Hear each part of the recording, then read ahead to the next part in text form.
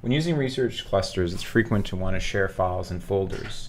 I'm logged into Graham, pointed to the project directory where I'm looking at my demo folder, where I want to share the shared folder with my collaborator Tyler, who's here. Hello.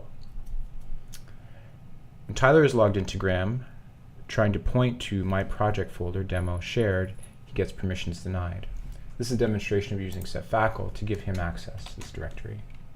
We use setfacl to recursively modify for user tk11br read, write, and execute permissions on the shared directory.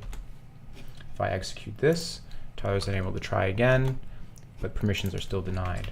This is because the parent folders of my directory don't allow execute access for Tyler. You can change this using setfacl, modify for user tk11br, execute permission on the current directory, as well as the parent directory. And Tyler can try again, and he's given access. Once access is given, we can also remove it using setfacl.